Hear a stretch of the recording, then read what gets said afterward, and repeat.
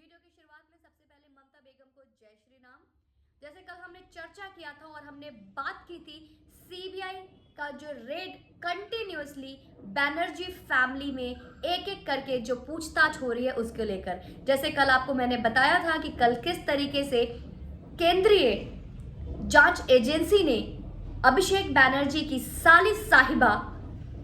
मेनका गंभीर के घर लगभग 3 से 3.5 घंटे की पूछताछ की। इस कोयले की तस्करी जो कई वर्षों से हो रही है, ममता बनर्जी को 100% इसके बारे में जानकारी होगी, क्योंकि उसमें जो सबसे बड़े जो इन्वॉल्वमेंट दिख रही है वो विनय मिश्रा का दिख रहा था। विनय मिश्रा जो अभी तक फरार है, उनके नाम पर लुकआउट भी जारी है और ये विनय मिश्रा बनर्जी फैमिली के बहुत करीबी है। इतना ही नहीं, इस पूरे ट्रांजैक्शन में, लेन देन में ये अनुमान लगाया गया है और कई अकाउंट्स ऐसे खुलकर सामने आए हैं जिससे कि ये बात लगभग तय हो गई है कि इस कोयले तस्करी की लेन देन में खुद अभिषेक बैनर्जी की पत्नी और साली साहिबा का पूरा हाथ है। तो कल जैसे आपको मैंने बताया कि किस तरीके से सीबीआई ने लगभग 3 से 3.5 घंटे तक पूछताछ की है मेनका गंभीर से, और जबकि मंडे को ही सम्मन जारी कर दिया था कि आज 11 बजे से लेकर 3 बजे के बीच में कभी भी सीबीआई दस्तक दे सकती है अभिषेक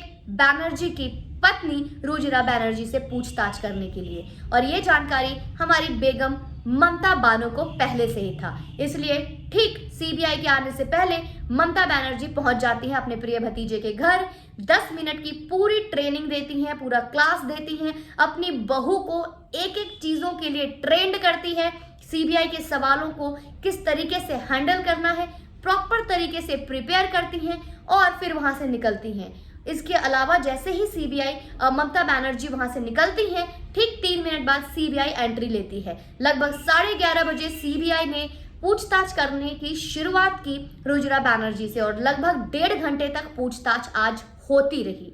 हालांकि ये चीजें अभी कंफर्म नहीं हुई है कि आज क्या क्या सवाल पूछे गए हैं और सीबीआई के हाथ और क्या लगा है,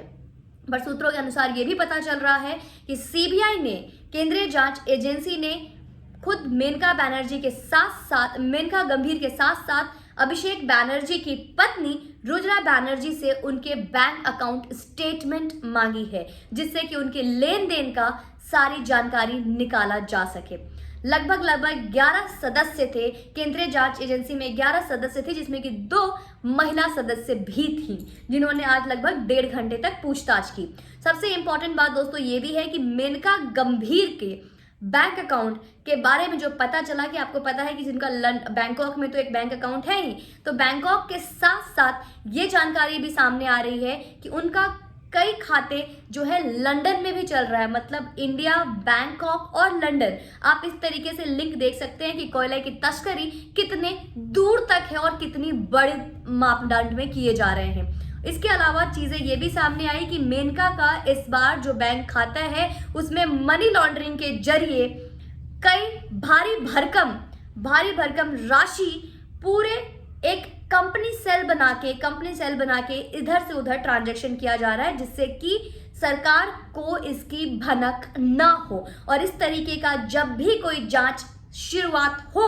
तो ये सारी चीजें सुलझाना थोड़ा आसान हो, क्योंकि मनी लॉन्ड्रिंग में ये इस तरीके के ब्लैक मनी को व्हाइट मनी में कन्वर्ट करना इनके लिए आसान होगा। तो सबसे इंपॉर्टेंट बात दोस्तों ये भी है इसमें कि मैडम दक्षिण कलकत्ता के उपहार लग्जरी कॉम्प्लेक्स टावर 3 के फ्लैट नंबर 1803 में रहती हैं। जब कल इनके पास सीबीआई पहुंची तो मेनका गंभीर के सिक्योरिटी गार्ड ने सीबीआई को दरवाजे पे ही रोक लिया। बहुत समझाने के बाद सीबीआई को पैदल चल के जाना पड़ा और मैडम ने बिल्कुल भी कोऑर्डिनेट ना करते हुए पूरे एटीट्यूड में अपनी इंटरोगेशन को स्टार्ट करवाया। वही 3-3.5 घंटे की जांच पड़ताल सामने आई है और अनुमान ये भी लगाया जा रहा है कि मेनका गंभीर के अकाउंट में जो ट्रांजैक्शन, जो लेन देन होते हैं, ये ट्रांजैक्शन अभिषेक बैनर्जी के वाइफ के द्वारा होता है। मतलब तस्करी कहाँ हो रही है, तस्करी कौन कर रहा है, लिंक कहाँ से पैसे आ रहे हैं, किधर ट्रांसफर हो रहे हैं, फिर कहाँ रुजिरा बैनर्जी से आप देखो कहाँ पे मेनका गंभीर, India, Bangkok, London. Can you make a map and can you just diagram by yourself कि ये कनेक्शन, ये तस्करी कितने ऊंचे स्तर पे हो रहा है और अभी जब इस पे पूछताछ हो रही है, तुम्हारी ममता बानो को छटपटी हो रही है, बौखलाहट हो रही है और इसका पूरा आरोप वो बीजेपी पे लगाती हैं, क्योंकि हमेशा की तरह चोर की दाढ़ी में तिनका। और जब से बीजेपी सरकार आई है, एक एलिगेशन तो बहुत कॉमन चीज हो गई है कि जिस पे फ्रॉड और छापेमारी हो रही है वो फ्रॉड नहीं है, लेकिन जो छापा कर रहा है, चाहे वो सीबीआई हो, ईडी हो या किसी भी तरीके की कोई जांच प्रक्रिया चल रही है, तो पहले तो वो जांच करने वाली एजेंसी ही गलत हो जाती है, उसी को ये भ्रष्ट कर देते हैं और बीजेपी उसके लिए पहले जिम्मेदार हो जाता है। अरे ये सारे अकाउंट ट्रांजैक्शन, ये खाते निकल रहे हैं क्योंकि हैं लंदन में। ऐसा तो नहीं है ना कि आज ही आज आपने अकाउंट ओपनिंग कर लिया, ऐसा तो नहीं है ना कि बैंकॉक की डीलिंग आज ही हुई है। इतने वर्षों से तस्करी हो रही है, इसके पैसे कहाँ जा रहे हैं? बंगाल की जनता भूखे मर रही है, गरीबी में सड़ रही है, उनके पास खाने को रोटी नहीं है, इतना भूमि क्षेत्रफल नहीं है कि वो रोजी रोटी कर सके, अपना खुद की खेती खलिहानी कर सके। एजुकेशन के नाम पे जीरो है, विमेन एम्पावरमेंट और वुमेन सिक्योरिटी के नाम पे बंगाल में कुछ भी नहीं है और इनके तस्करी से अकाउंट इंडिया से लेकर लंदन तक भरे हुए हैं। लेकिन इसके लिए ममता बनर्जी कहती हैं आमी खेलबो जितबो, और इसके अलावा अलग अलग भाषा का इस्तेमाल कर रही है, जो ऐसे शब्दावली जिसका कि समझना मेरा और आपका ही नहीं, सिवाय इवन बंगाल के लोग जो सिटीजन है वहाँ के, जो वहाँ के रहने वाले नेटिव हैं, उनको भी समझना मुश्किल हो रहा है। इन्हें कोई फर्क नहीं पड़ता कि वहाँ की जनता भूखी मर रही है, तड़प रही है, उससे इनको जरा सा भी परवाह नहीं है।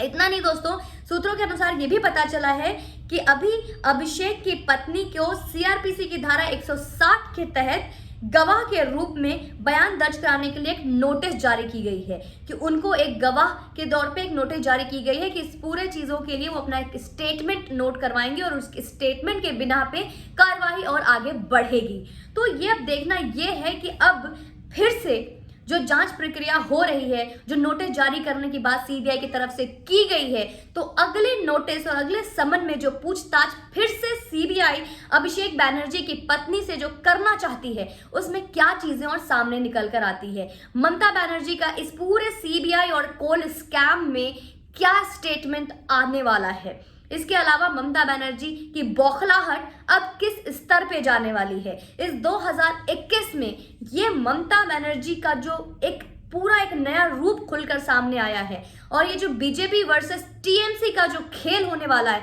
ये विधानसभा का जो 2021 का चुनाव है, ये काफी दिलचस्प होगा। बने रहिए, मैं बहुत जल्द आपको बताऊंगी कि ये जंग कौन जीतेगा और बंगाल किसका होगा। सबसे पहले फिर से हाथ उठा के बोलिए ममता दीदी जय श्री राम, जय हिंद, वंदे मातरम।